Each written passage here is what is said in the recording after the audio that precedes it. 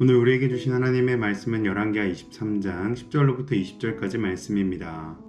왕이 또 흰놈의 아들 골짜기에 도벳을 더럽게 하여 어떤 사람도 몰록에게 드리기 위하여 자기의 자녀를 불로 지나가지 못하게 하고, 또 유다 여러 왕이 태양을 위하여 드린 말들을 제하여 버렸으니 이 말들은 여호와의 성전으로 들어가는 곳의 근처 넷이 나단 멜렉의 집 곁에 있던 것이며, 또 태양 수레를 불사르고 유다 여러 왕이 아하스의 다락 지붕에 세운 제단들과 므낫세가 여호와의 성전 두 마당에 세운 제단들을 왕이 다 헐고 거기서 빻아 내려서 그것들의 가루를 기드론 시내에 쏟아버리고, 또 예루살렘 앞 멸망의 산 오른쪽에 세운 상당들을 왕이 더럽게 하였으니, 이는 옛적에 예루살렘 왕 솔로몬이 시돈 사람의 가증한 아스타롯과 모압 사람의 가증한 그모스와 암몬 자손의 가증한 밀곰을 위하여 세웠던 것이며,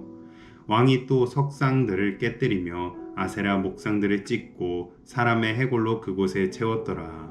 또한 이스라엘에게 범죄하게 한 느밧의 아들 여로보암이 베델에 세운 제단과 산당을 왕이 헐고, 또 그 산당을 불사르고 빻아서 가루를 만들며 또 아세라 목상을 불살랐더라.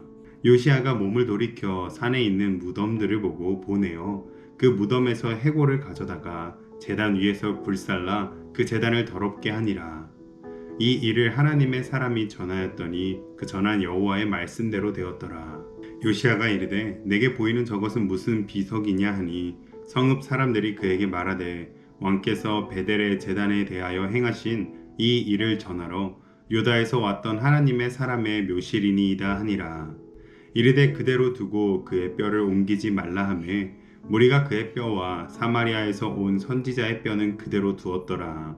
전에 이스라엘 여러 왕이 사마리아 각 성읍에 지어서 여호와를 경노하게 한 산당을 요시아가 다 제거하되 베델에서 행한 모든 일대로 행하고, 또 거기 있는 산당의 제사장들을 다 제단 위에서 죽이고 사람의 해골을 제단 위에서 불사르고 예루살렘으로 돌아왔더라.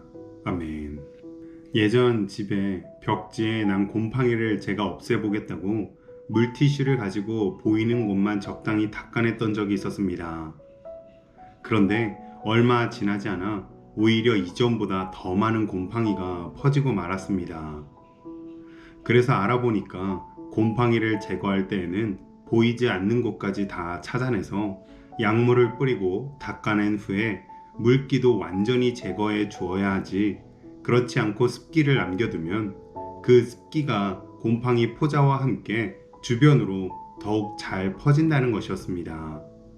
이렇게 곰팡이를 남김없이 구석구석 철저하고 완벽하게 제거해야 하는 것처럼, 오늘 본문의 요시아 왕은 그가 시작한 개혁을 통해 우상 숭배의 죄악을 온 나라의 구석구석 남김없이 철저하게 제거합니다. 이를 통해서 요시아 왕의 개혁의 의지와 하나님을 향한 열심을 발견할 수 있는데요. 오늘 이 말씀을 함께 살펴보며 하나님께로 향하고자 하는 우리의 열심도 불붙듯 일어나시기를 주님의 이름으로 축복합니다. 지난 말씀에서 요시아 왕은 성전을 정화하고 백성들의 마음에 언약을 다시 세우는 일을 행하였습니다. 요시아의 개혁은 이렇게 내부적으로 신앙을 바로 세우는 일에서 그치지 않았는데요.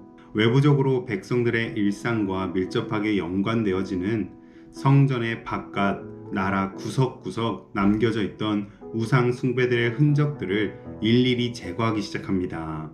흰놈의 아들 골짜기의 도벳은 암몬이 섬기던 몰렉 신에게 자녀를 불에 태워 인신 제사를 드리던 곳으로, 이곳에서 다시 이와 같은 우상 숭배가 행해지지 못하도록 하였습니다. 또한 성전 가까이에서 태양신을 섬길 때 사용하던 말들과 수레들도 제하고 불태웠습니다. 그리고 아하스 다락 지붕에 은밀하게 했던 제단들과 므낫세가 세웠던 성전 마당의 제단들을 다 헐어버리고 완전히 빻아서 가루로 만들고 기드론 시내에 버렸습니다. 6절에서도 12절에서도 우상의 제단들을 가루로 만들어 기드론 시내에 버렸다는 기록이 나오는데, 여기서 기드론 시내는 어두운 혼탁한 이라는 시내라는 뜻으로 예루살렘 성 바깥 골짜기에 흐르던 여울로 우기 때에 탁한 물들이 사해로 흘러가게 되는 곳을 말하는 것입니다. 즉 요시야 왕이 우상 제단들을 완전히 쓰레기통에 폐기시켜 버렸다는 것입니다. 이처럼 요시야 왕은 성전에서 시작하여 예루살렘 성 안까지 그의 개혁을 확장시켜 성 안 구석구석 우상의 제단들을 깨끗하게 청소하듯 제거하고 있는 것입니다. 이 모습은 과거 회심하여 예수님을 믿게 된 이들이 집 구석구석에 보이지 않는 곳에 붙어있던 부적들을 떼어내던 것을 생각나게 합니다.